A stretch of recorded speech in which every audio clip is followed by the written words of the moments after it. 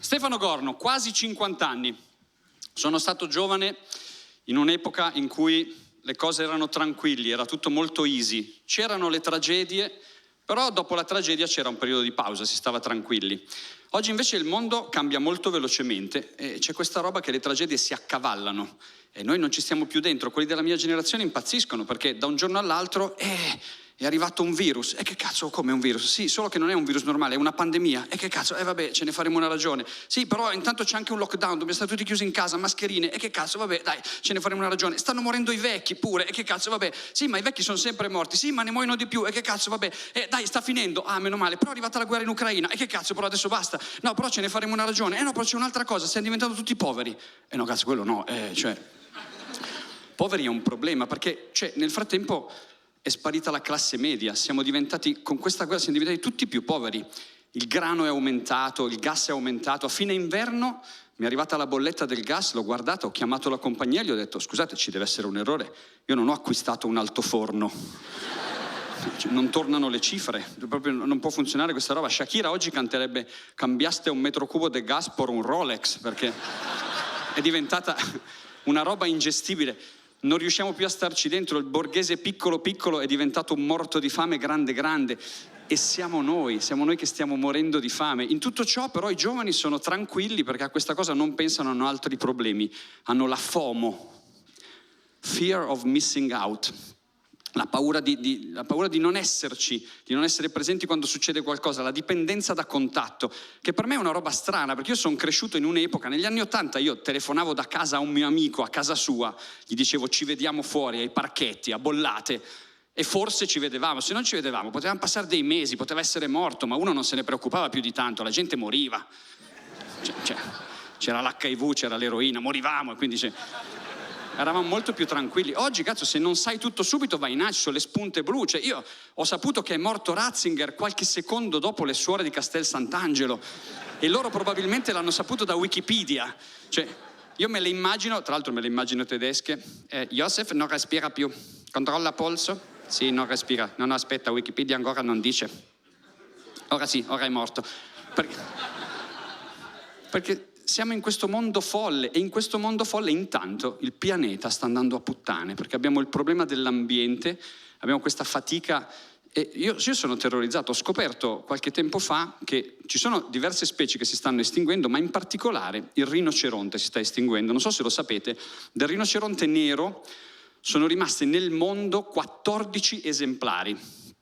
Del rinoceronte bianco fino a un anno fa ce n'erano 3, 2 femmine e un maschio.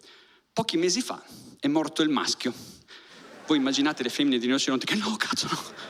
E però sì, è morto e a quel punto si dice che il rinoceronte bianco è funzionalmente estinto. Ci sono queste 2 tizie in giro, però sono in giro per la savana, ma hai voglia a swipare sul Tinder dei rinoceronti? Rinder, facciamo che è Rinder. Sono lì su Rinder, ma cazzi niente proprio, non se ne trovano. Ogni tanto si guardano, non è che adesso ti piace la figa, no, sempre come prima.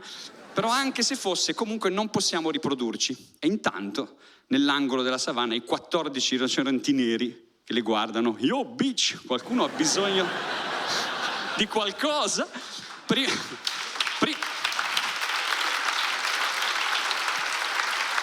Primo caso della storia di comunità nera che sfancula la comunità bianca.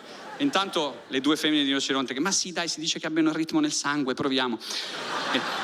Si mischiano un attimo, poveri rinoceronti. E noi della mia generazione ce ne siamo sempre fottuti di questa roba. Noi dell'ambiente proprio zero. Io sono di Bollate, andavo a fare gli aperitivi a Milano, bocconcini di panda, alette di aquila reale. Avevamo le pellicce di visoni, il cocktail di scampi dell'oceano, non ce ne fregava un cazzo, ma proprio ce ne poteva sbattere l'anima. Oggi stanno finendo le risorse, c'è questo problema e noi non ne siamo consapevoli. Io ho un amico in compagnia qui a Milano, il classico amico scemo della compagnia. In tutte le compagnie c'è un amico scemo. Se non lo state individuando, fateci caso, c'è sempre l'amico scemo. Lui è quello che chiude le frasi proprio da scemo. Avete presente quello che, non so, tipo starnutisce ciucciamelo e poi ride. Vabbè. Oppure dici salute che se ne va e ride. Lui abbiamo parlato di questa roba del caro benzina, poco tempo fa se ne è uscito con questa, che sarebbe una battuta, ma lui l'ha detto seriamente, ha detto, è aumentata la benzina, che cazzo me ne frega, io sempre 10 euro metto.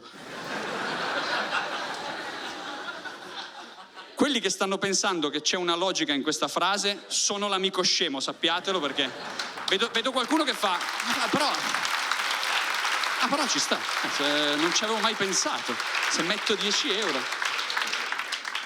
Che poi tra l'altro, cioè, l'ansia della benzina va bene, ma noi comici viaggiamo tantissimo, io viaggio in aereo, in macchina, i miei colleghi anche lo sanno.